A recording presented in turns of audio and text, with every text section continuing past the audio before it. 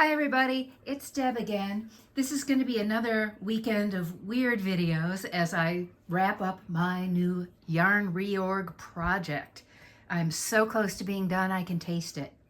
So what I'm doing today is showing you how I set up a measuring workstation and with it complete with all my marking tools, because if you're going to do a yarn reorg, or just if you're in the habit of making hand spun yarn and then you need to know how much you have, or if you have mystery yarn in your stash, all of this stuff can help. So let's start with my marking tools.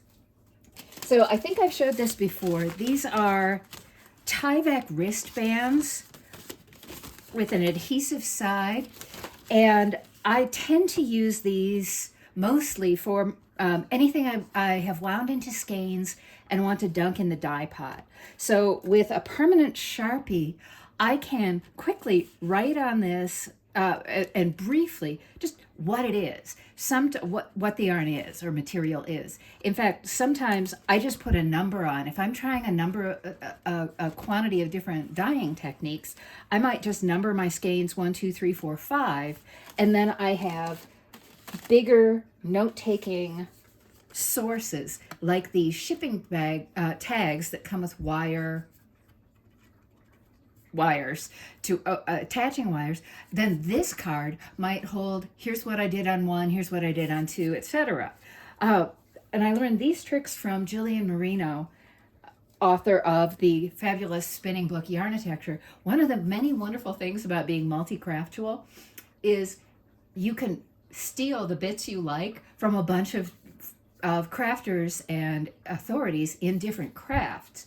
So weavers, if you haven't been following what goes on in spinning, I'm here to help. Knitters, if you don't follow what spinners do or what weavers do, I'm here to help, because this is what I've done. So these are tags for marking skeins. Then I have these wonderful reusable bin markers. So you just write on with one of these white markers what's going in the bin. And then even if you don't have see-through bins, which I have recently discovered and which are wonderful, you can just mark it on the tag, and then when you're done, you just wipe off the writing with a damp cloth and you are good to go. This is, again, one of the most genius inventions I've ever come across, are these reusable tags. The same goes with these reusable zip tie tags. So you can lock the tag by using the locking side, this part right here, or if you use the securing but not locking side, you can take the tag off at any time. And you can see that this is how I, for instance, mark my, bring that a little closer, the writing has also faded a little bit. This is how I mark sweater quantities of yarn. I put them in a project bag, and then I use one of these reusable tags and don't lock, I just secure it without locking it, and I write on the name of the yarn. And that way, when I'm, and then I hang them up. I've got hooks installed in one of my storage closets. That way, whenever I am looking for my next project, I don't have to wade through who knows what. I can just find the project bag and go. And to demonstrate, I'm going to use my adorable Grumpy Cat bag. Sorry, Tartar Cat, that you're gone. I still miss you, baby. I'm going to mark this one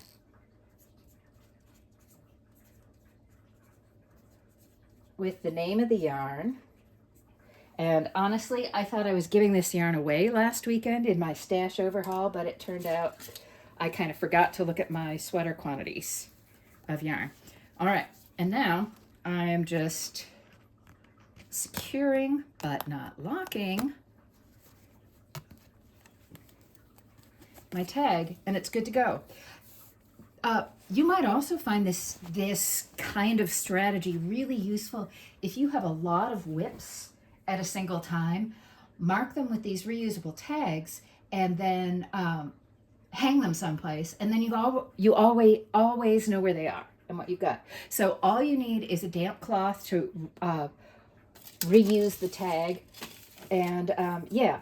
Oh, and the last thing I keep in my marking station when I'm doing a day of measuring and weighing and all this for my yarn is a plain old pen and and pieces of paper you can use, or tags, or whatever it is you're using.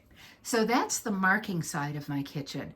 And it goes without saying that it's worthwhile to take 5 minutes just to wipe down counter surfaces before you get started, so that, you know, if you maybe cooked a greasy dinner on your stove earlier this week, like somebody I don't know might have done, you're not setting your yarn down in a grease mess or anything that will stain or discolor the yarn.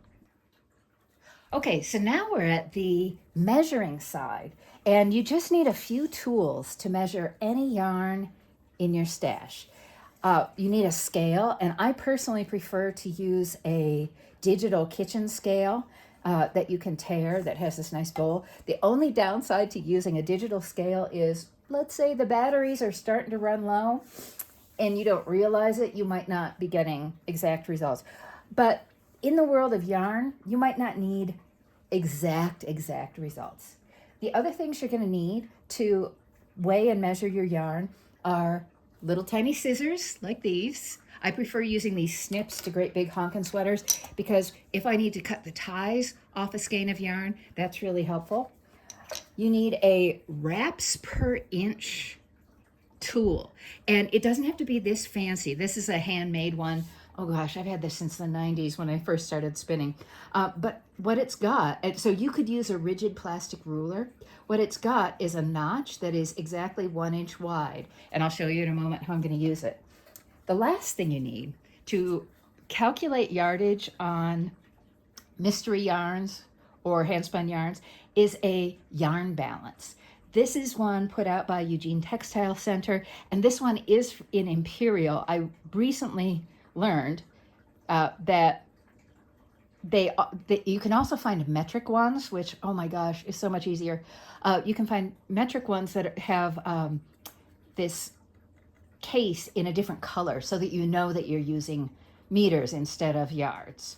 So these are my tools. Let me show you. I've already weighed the total quantity of this yarn that I want to calculate for. Oh, and the last thing you need is a calculator.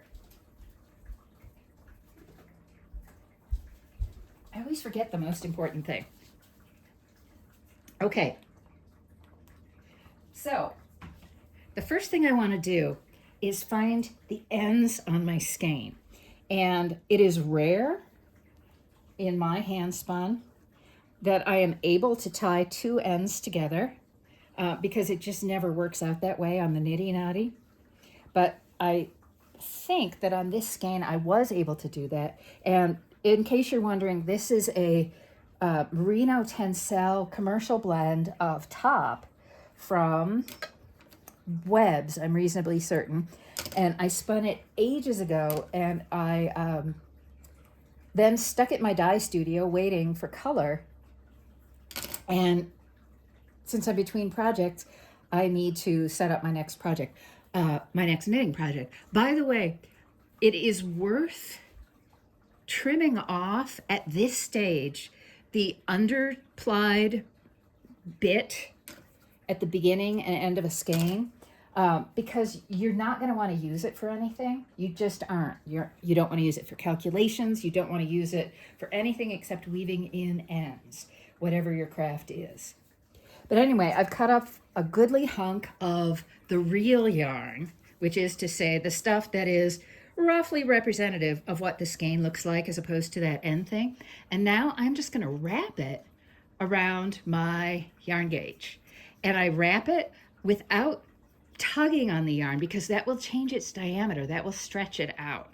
I'm just kind of setting it over and wrapping the wraps next to each other, but without overlapping, without super cramming it. And because this is hand spun, well, because this is my hand spun, it's not the most consistent thing in the world, but you just need kind of a rough estimate. Okay, so I've now got this wrapped. And now I just count 1, 2, 3, 4, 5, 6, 7, 8, 9, 10 wraps per inch. If you're a weaver, this means that if I wanted to weave this in plain weave, I would now use a set of approximately 5 ends per inch. So this is a biggish yarn, and honestly, this is what I make most of the time. So now I know wraps per inch, and before I forget, I'm going to turn over to my notes, which also has my weight. And I'm going to grab the proper pen, and I'm going to write that down.